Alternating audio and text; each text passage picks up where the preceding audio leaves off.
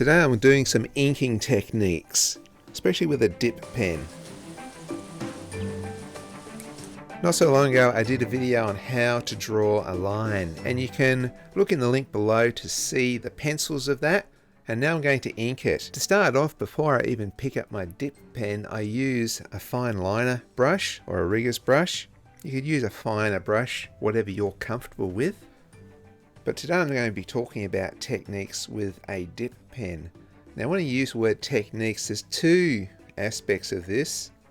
One is how you lay the ink down in your actual way of handling the tool, and the other is what you put down. So I'm going to go through just a couple of those to do with this drawing. So I've gone about as far as I can with the brush. Next it's time for the ink, and the first tool using technique is to flick the ink. You dip it in all the way to the well and you flick it. That stops big blobs appearing on your work. And always press lightly, never press hard. It's always a gentle touch. So here I'm just putting in lines and dots and dashes. One of the things, sometimes it seems to stall. Sometimes you dip it and nothing seems to happen. Now the way around this is gentle tapping. Gently tap it on a test piece of paper to get that started again. So that's some of the little techniques on how to use the tool. Now what to put down. In this case I'm putting down little dots and dashes for the muzzle of the line here. And you put enough of them together and you create a tonal range. Here in the eye I'm using a stippling technique. Again, closer together, darker, further apart, lighter. With the sweeping lines, again same rules. Closer together means darker, further apart means lighter. And the real trick is to really practice the mid-tones and the connecting from light to dark. Here on the tongue, I'm using a mix of dots and dashes, a little bit of stippling, but then some dashes for the really darkest part, maybe a little bit of cross-hatching.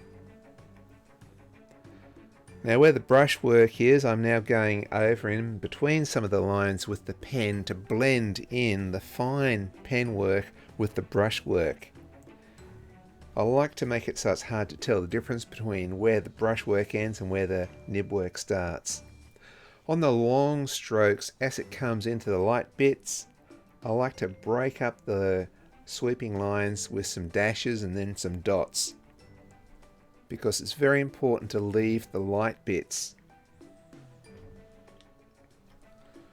Just one more thing I'd say about using a pen. If it kind of stalls on you, if it's not working for whatever reason, just go back over a wet patch and just dip it in the wet patch and try on a scrap piece of paper, and it seems to get it going again. I don't know why, but sometimes the pen stalls. Certainly you don't want to dip it in all the way, except for the first time when you flick it. After that it should be right, but if it doesn't, try the tapping, try dipping it in a wet bit and then going from there, and it should be good. Hope you guys enjoyed this video. I'll catch you in the next one.